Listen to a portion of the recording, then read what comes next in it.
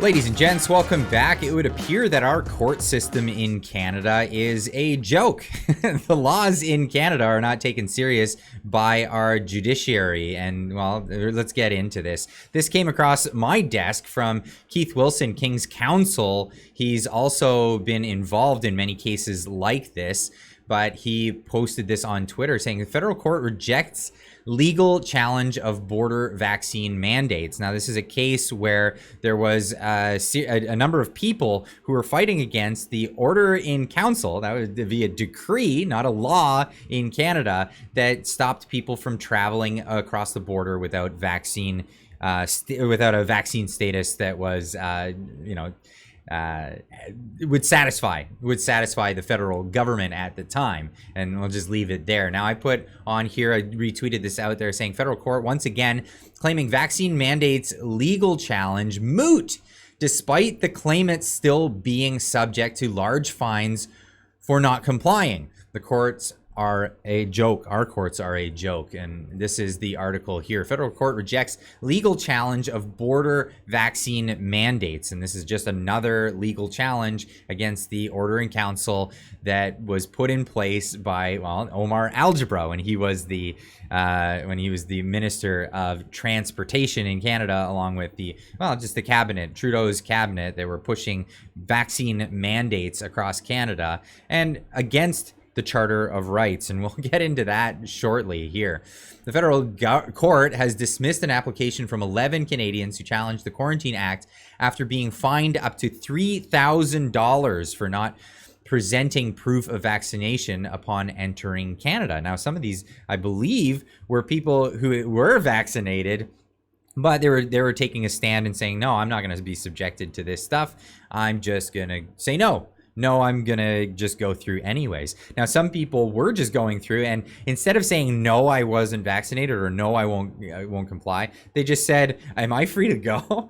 I'm allowed to enter Canada. I don't want to talk to the Public Health Services of Canada. I just want to enter the country. And it seems like a lot of people at that time were just getting in regardless. There was really nothing that the Border Service Agency could do to stop someone from entering the country. And again, we're going to get into that shortly as we get into the Charter of Rights and Freedoms. In her decision, Justice Avi Yao Yao Go said that, I'm sorry, that's just an unusual, but anyway, Avi Yao Yao Go said that the arrangement of whether the charter rights of the applicants were infringed is now moot, since the mask and vaccine mandates have been lifted. Now, this is the thing. These people still are facing fines of up to $3,000 after refusing to go along with these mandates. So are they going to lift these fines? Well, it doesn't seem that way. So how is this moot? This is the real crux of this. How is this moot for anybody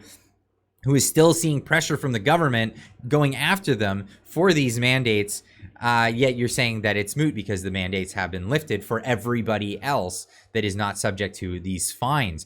The applicant argued that the motions judge erred in finding the application moot, as there is a live controversy based on the fact that many of them face outstanding fines resulting from the violations of the IOC, which is the order, or the OIC, which is the order in council, which is basically a decree. This is not how laws are passed in a free, fair, and democratic country. No, this is how laws are passed by dictators. They use emergency scenarios and then they pass orders in council, executive orders. Maybe if you're from the United States and you're watching this, this is not the legal way of passing laws. This is the way that they're restricting citizens' movement in an unconstitutional way. And again, we'll get into that.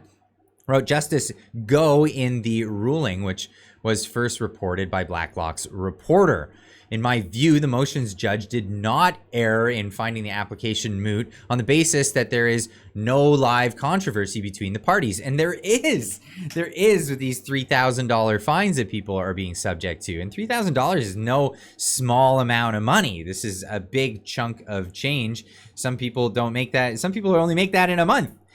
According to the court document, 11 applicants entered Canada by air or land between April and July 2022 and refused to comply with COVID-19 related public health orders, which were ultimately repealed on September 30th, 2022.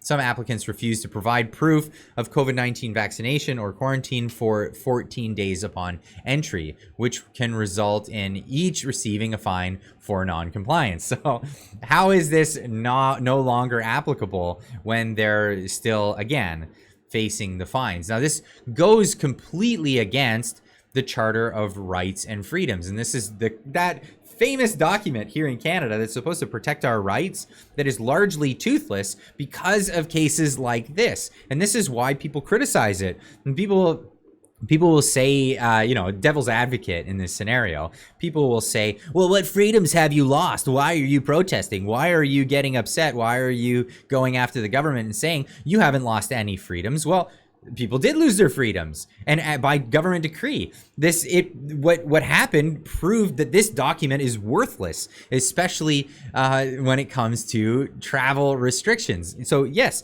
people lost their right to travel. People lost their right to enter freely into Canada, as is defined in the Charter of Rights and Freedoms. Provision 6 says every citizen of Canada has the right to enter, remain in, and leave Canada. So we can enter, remain in, or leave Canada. That is our right to travel. Every citizen of Canada and every person who has the status of a permanent resident of Canada has the right to move to and take up residence in any province and to pursue the gaining of a livelihood in every province. So it goes on to talk about you have the right to freely go around, you have the right to work and live in all of these places around Canada, as long as it's in the jurisdiction of the greater nation of Canada and any of the provinces therein. Now, the purpose of this was codified in law, and these are actual cases. Section 6 of the Charter is concerned with international movement. There are 3 rights found in this section. The right to enter, remain in, and leave Canada. And this is from this court case. And public safety and emergency preparedness. Now, at paragraph 18, its central purpose is to prevent exile and banishment. Now, what would that be? What would that be considered if you're not allowed to enter the country unless you did something? Now, that would be considered coercion into doing a medical procedure, would it not? Now, this is where all that gray area came in during the time of the restrictions and the time of the mandates, where people were able to travel freely across the border, but they just got a rigmarole, right? They were told they had to go speak to PHAC, which was the Public Health Services of Canada, which is not your typical person that you'd be speaking to when you're doing cross-border travel. Your cross-border travel is usually between yourself and a border agent, and now those border agents are there to prevent certain goods and things coming into the country, and that's what their purview is. And you're free to enter the country, but you're not always free to bring whatever the heck you want to bring into the country with you. And some of it is crazy and arbitrary, like dairy products.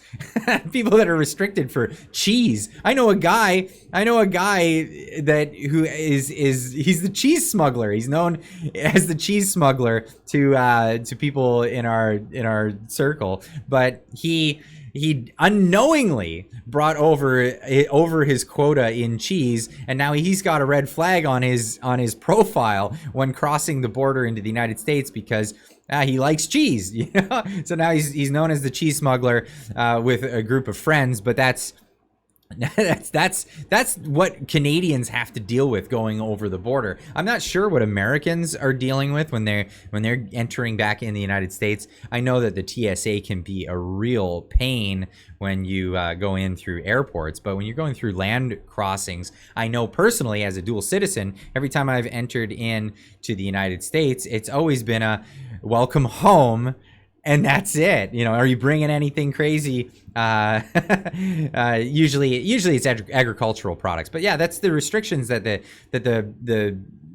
border agents have when it comes to you entering the country. But it's never been a case where you can't personally enter the country unless you've taken a medical procedure. And this is where this all comes into context here. And this is where this is absolutely egregious. And these court cases, they keep coming up moot. In January 2022, Brian Peckford, the last living drafter and signatory of the Canadian Charter of Rights and Freedoms, the document that we're just going over, sued the federal government over its travel ban for the unvaccinated, arguing it was completely against the democratic and Canadian values I love about the country. Later in October, the federal court struck down the applications of Mr. Peckford and the others to challenge the COVID-19 travel mandates, arguing that they were considered moot. Now, the argument in that case was, you should really look at this case because the government has already said that they may bring these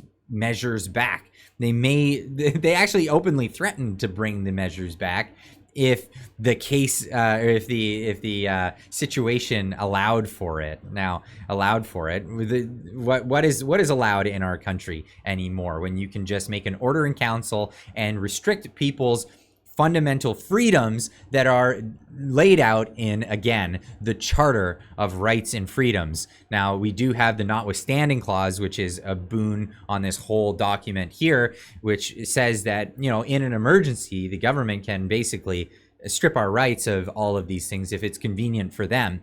I would argue that the Charter of Rights and Freedoms, the whole purpose of it, and the whole time it would ever be tested is in an emergency when the government wants to restrict restrict our rights and freedoms. But that's my argument. What's yours? You can leave a comment in the comment section down below. Let me know what you think of this whole scenario of the government getting their way, breaking the norms of writing laws, essentially breaking the law and telling people what they can and cannot do when it comes to leaving or traveling within the country. And then when those court cases come to bear, they just simply remove the restrictions prior to the court case and then say, it's moot, you can't sue us now, and we can't get our precedent on the books. Leave a comment in the comment section down below. Let me know what you think, and we'll see you in the next one. Keep on trucking.